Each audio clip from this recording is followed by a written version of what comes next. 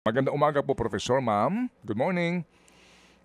Ay, magandang umaga, DJ Chacha and Ted Filon. Narinig ko yung ano, gusto ko magpasalamat kay Happy Anonymous. Magandang umaga, magandang umaga. Maganda ang topic ninyo ngayon, kaya talagang kailangan simulan na. Opo, yes ma'am. Sige po. So thank you. Ma'am, ito ho muna, no, kahapon po doon sa hearing sa Kamara, ipinapangalandakan po nitong si PhilHealth CEO and President ng PhilHealth na meron daw pong ibinigay na qualified opinion ang COA sa kanila. Na para bagang, oy, sandali lang, maganda naman ang naging, kumbaga, assessment ng COA sa PhilHealth. Kapag ho ba sinabing qualified opinion, ano ba ibig sabihin nun? Parang unahin natin yung apat para madali yung pagpapaliwanag. Okay lang ho ba? Ang isa po kasi ay unqualified. Yun po yung clean. Uulitin ko po, ang sinasabi po ng ating opinion ay yung base sa presentation ng financial statement.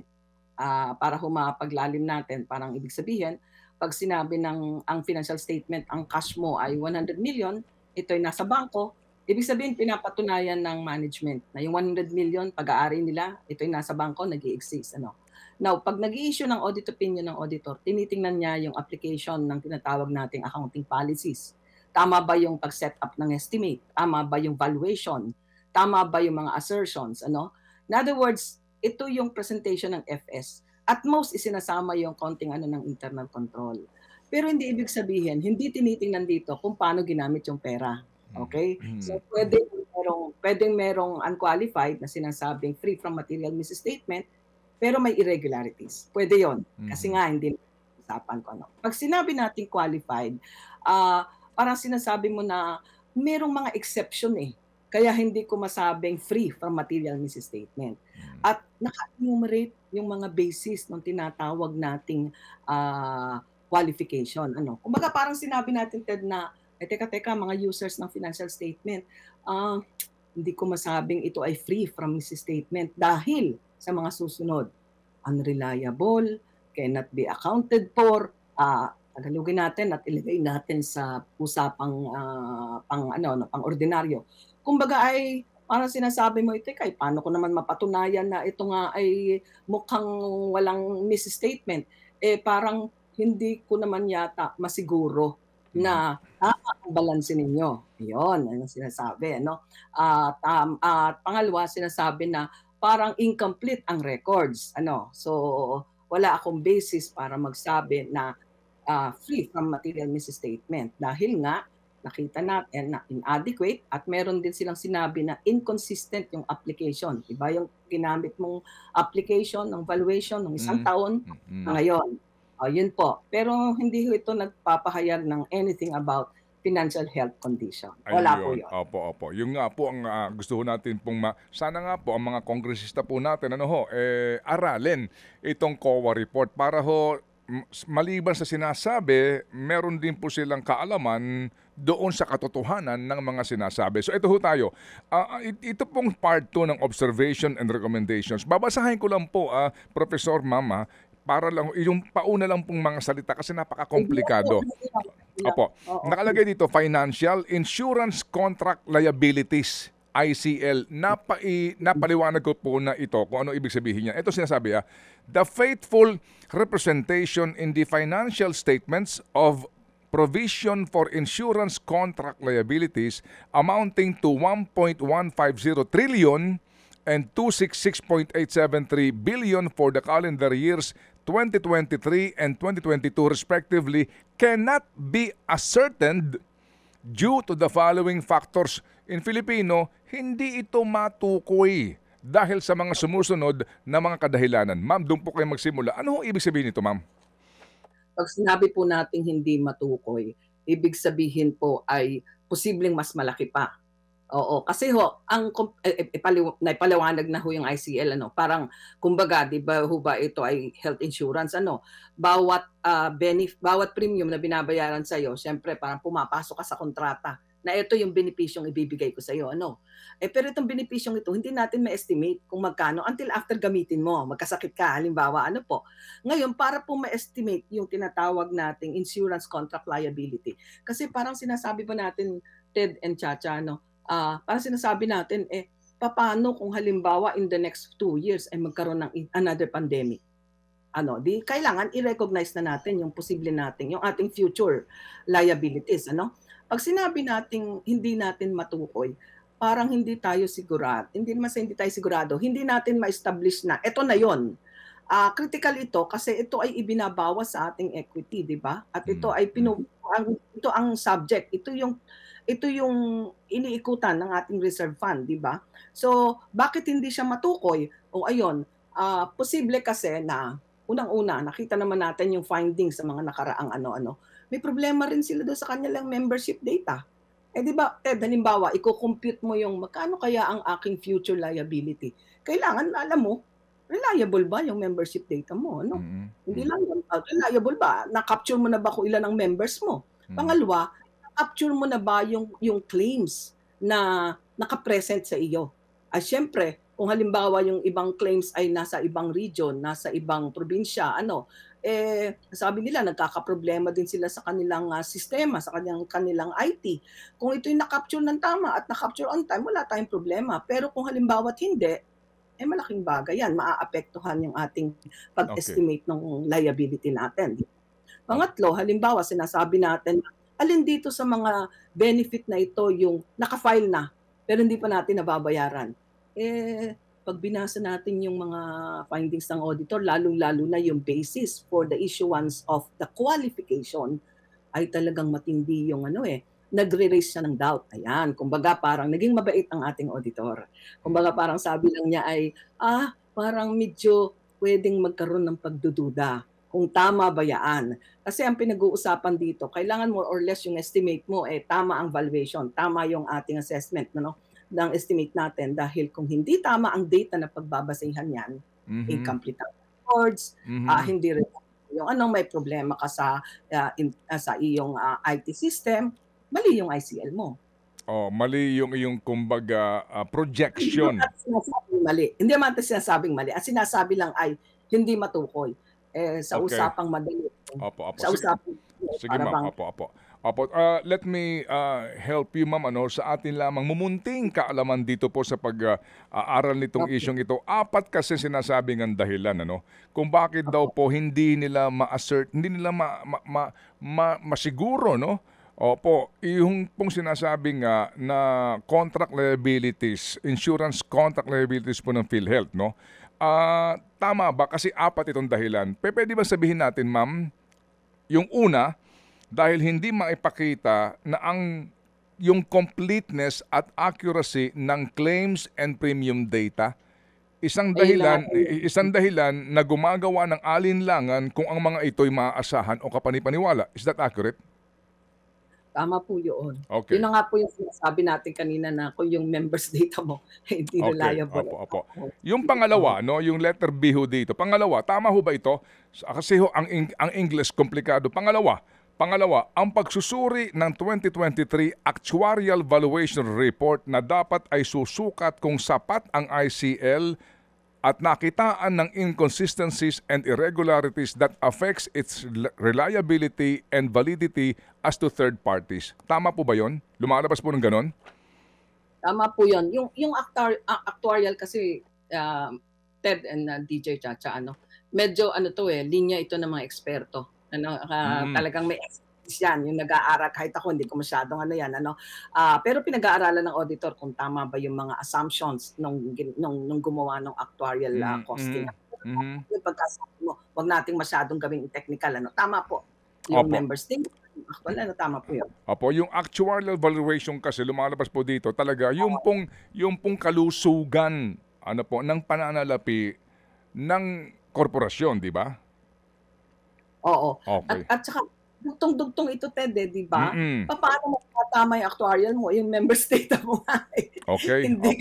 And then, ito ho, pangatlo dito po kasi ito'y pangatlo, ang paggamit ng iba't ibang sukat o batayan ay sadyang nagpapahirap sa pag-unawa sa mga nilalaman ng financial statements na pumipigil sa mga bumabasa o gumagamit nito upang makatulong na makarating sa mga makabuluhang economic decisions. Tama po ba yon? Ay, ang galing-galing nyo. Ay ibig nga po sabihin, yun po yung sinasabi natin kanina na dapat consistent ang application ng accounting policies, ano. Mm, Kasi mm, paano mo iko-compare yung halimbawang balance ng ICL last year between now kung magkaiba yung valuation na ginamit or magkaiba yung basis or mm, magkaiba yung estimates, ano ho, ay para tayong nagko-compare ng apples and mm, oranges, halimbawa, mhm, ano ho. mm, mm. So, dito po tumutugon yung mga sinasabi natin, ito yung concern ng financial audit. Hinahanap mo Op rin, opo, bahagi yan ng audit opinion, yung consistency in the application of accounting policy. okey. Yan po. Pang-apat, ito ho yung huli. Lumalabas po ano, dito po sa kanilang ano, report ng COA. Pang-apat, hindi ito akma sa itinatagdang accounting and financial standards.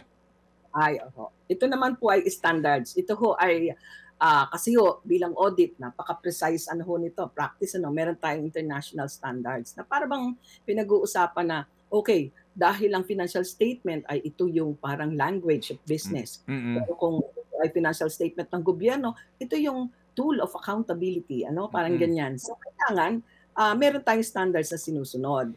Now, sinasabi lang ng auditor na mukhang yung practice nyo ay hindi compliant sa standard. Ay Okey. pinapahayag naman na non-compliance, di Opo, ba? okey, sige po. So ma'am, sa pangkalahatan po, maaari ho ba nating isipin dahil po sa ginawang itong report ng COA, na sa ngayon, nangangako po kahapon sa hearing, ang dami pong idinagdag na pangako ng PhilHealth Management ng karagdagang benepisyo.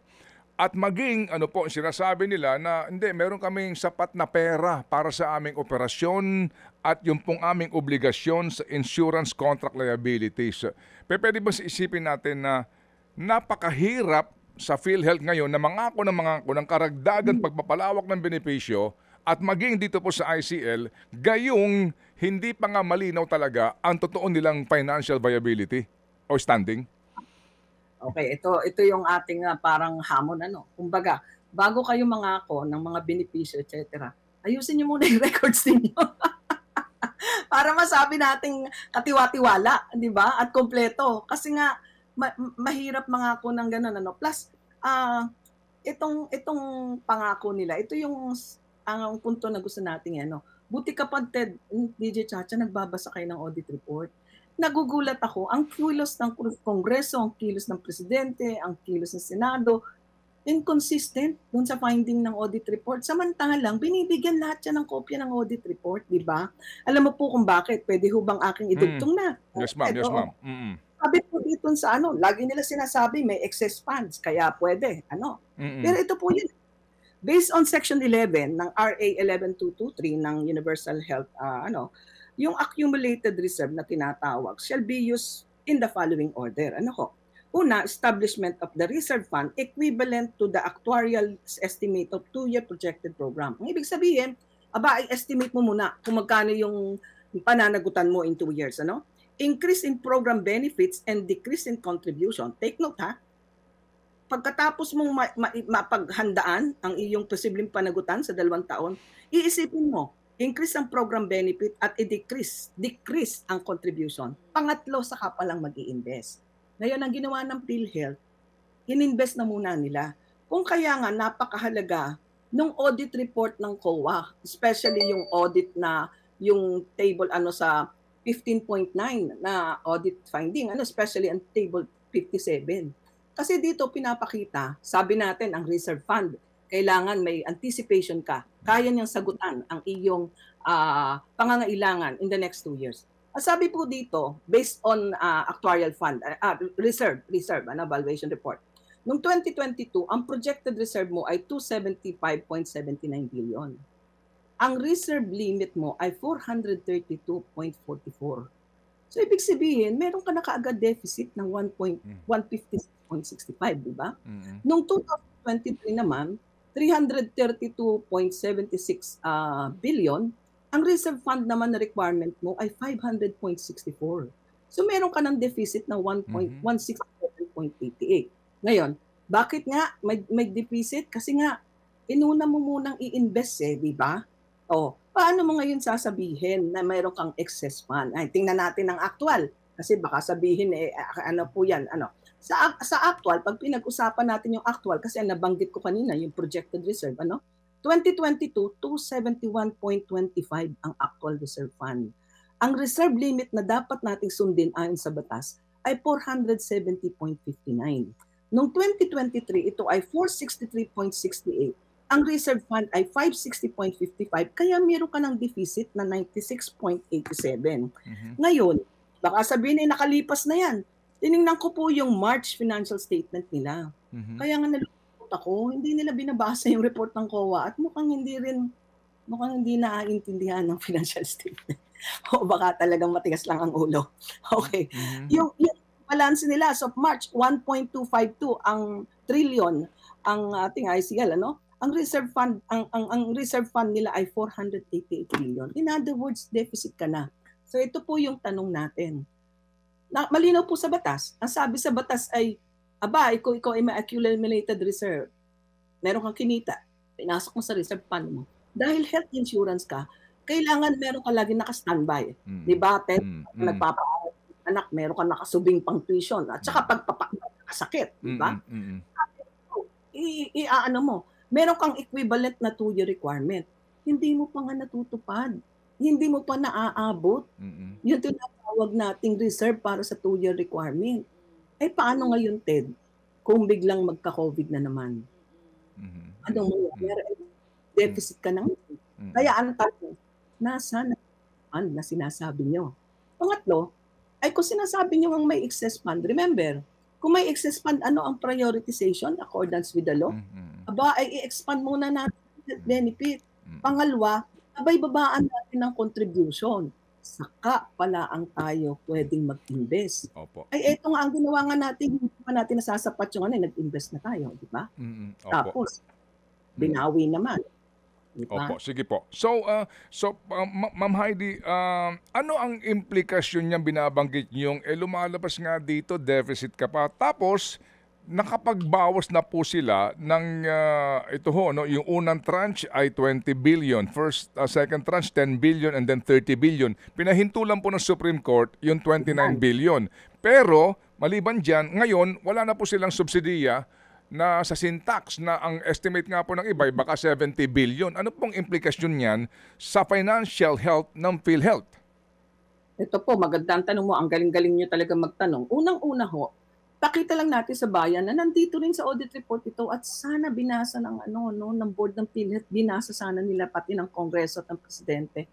Yun pong pag-pull out nung sinasabi nating 20 billion, hindi ho yun basta na lang ipinul out. May implication po yun dahil hindi po ba naka-invest yan? Di ho ba in-invest nila yan? So ang ibig sabihin po nito, nung pinlano nilang i-pull out yung 89 billion, inestimate na po kagad ng auditors na 2.5 billion ang mawawala. Ngayon, sabihin natin ano yung actual. Doon sa 20 billion na nailipat na nila, ang nawala po sa coffers ng PhilHealth ay 59 million in terms of documentary stamp and 329.300 million in terms of losses. Kasi may pre-termination tayo. Di ba? Ito yung ating nakasama ng loob. Hindi tayo basta naglilipat ng perang parang type mo lang. Lalong-lalo na kung isipin natin, saan ito inilipat? Saan ibabalik sa National Treasury and then ikakarga nila sa unprogrammed funds. Hindi ba parang ang pangit-pangit na hindi naman pala siya walang cost Kaya bago ho tayo mangako na, maganda yung namin. Tama niyo muna yung record niyo, yun ang una. Pangalawa, teka sundin niyo muna yung provision ng Universal Health Law, Kasi sinasabi, wala ka pang 2 taon na provision Paano ka magsasabi meron ka ng excess cash? At pangatlo, ito yung tinatawag natin, Teddy, na mahalaga din nating maanuhan. Tama-tama, kapapasa lang ng mga CPAs kahapon. Congratulations sa kanila. Yung tinatawag nating going concern concept. Ayan, ang going concern, Ted and Chacha, parang sinasabi natin, ito ay mahalagang ng gobyerno. Kung sa business, mahalagang business. Kailangan magpatuloy. Ma-manage mo yung losses at Malakas ang loob ng PhilHealth. Dahil sabi nila, wala kaming going concern issue. Kasi kami ay binibigyan ng subsidy. Lekat mo kahapon, nung isang araw, sinabi ng BICAM, 0 subsidy. So ang ibig sabihin nito, ay hindi lang tayo nawalan ng 388 million na pera sa PhilHealth. Kung hindi, meron tayong problema pagdating sa going concern. Lalong-lalo na ipinlag na rin ng auditor yung tinatawag nating liquidity risk, ano? Siyempre ho, babalik tayo sa ICL, ano? Kung hindi tama yung pagka-program natin ng kung magkano yung ating babayaran in the future, posibleng manganib ang ating liquidity kung magsabay-sabay yan. Sasabihin nyo naman, ay, hindi naman nangyayari yan. But who can tell? Nagkaroon tayo ng COVID at hanggang ngayon nga, ang dami nating mga unpaid na mga claims ano. So ito ho yung magandang katanungan nyo, napakaganda ho ng impormasyong ibinabahagi natin. Mukhang hindi nakikinig, hindi nagbabasa ng audit report ang mga dapat magbasa. At mukhang hindi tama ang impormasyong sa mamamayan. Nakakalungkot po yan. Kaya salamat Ed and Chacha. Napakalaking tulong ng inyong programa. Opo, ano, ito nga po sana ang magiging guidance ng ating mga policy and decision makers, no? Mismo, kasi ang presidente, nung Monday, humarap siya, sinasabi niya, ang dami-daming pera, walang problema ang PhilHealth. Di ba, nag-aawak-awak ang pera actually. Meron pang surplus fund, may investment fund, may reserve fund. Yun po ayun ang kaisipan ng presidente at baka naniniwala ang taong bayan ng mga miyembro ng PhilHealth. Okay, oo. Ted, tama yung sinabi mo. Ang dagdag ko lang, gusto kong pasalamatan yung audit team. Siyempre, ayoko namang sabihin na parang ang dami kong alam, para bang ako ang nagtrabaho dito. Hindi po. Ito po ay trabaho ng mga COA. Kaya kaway-kaway at pasalamatan natin yung team behind this report. On the other hand, lagi sasabihin, ba ikaw ang nagsasalita dyan? Kasi nga hindi pwedeng magsalita yung mismong naandon dahil sila ho'y maiipit sa politika at ayaw po natin yon. Pero salamat sa programa, nililinaw po natin, hindi totoong may reserve. Hindi mo pa nga nasasatisfy yung tinatawag nating reserve requirement. Na punduhan mo, dapat meron kang nakasuksok sa iyong sa future mong pangangailangan in 2 years. Hindi mo pa nga naiitama yung members data mo at saka yung ibang estimates and valuation na pinapoint out ng auditor, di ba? Kung sinasabi natin na deficit ka na doon sa requirement na yon, at hindi lang sinasabing 2022, 2023 yung March financial statement nila, deficit na rin sila. Ang ibig po sabihin nito ay wala tayong excess cash. At lalong-lalo na kung mangangako ng expanded benefits, ay ano po kayong mangyayari sa reserve fund? Pwede naman po talaga. At yun po ay compliant with the provision of the law. Nasabi ay kung may excess fund. Pero, ang una muna, mayroon pong order of priority, di ba? Ang una muna, satisfy mo muna yung reserve. Ibig sabihin, kailangan may 432 billion ka muna noong 2022 bago ka mag-expand at bago ka mag-invest. Yun po ang order Okay, noong 2023 naman, kailangan may 500 billion ka bago ka mag-expand at bago ka mag-invest. Hindi nga po natin. So ano po ang pinagsasabi nating excess fund?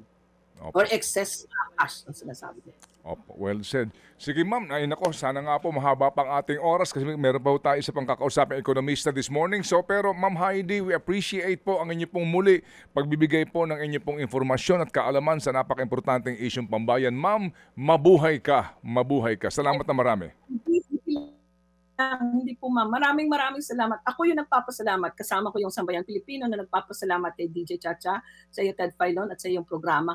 Kasi talagang kailangan nagsasalita tayo para itama yung paggamit ng pera ng bayan.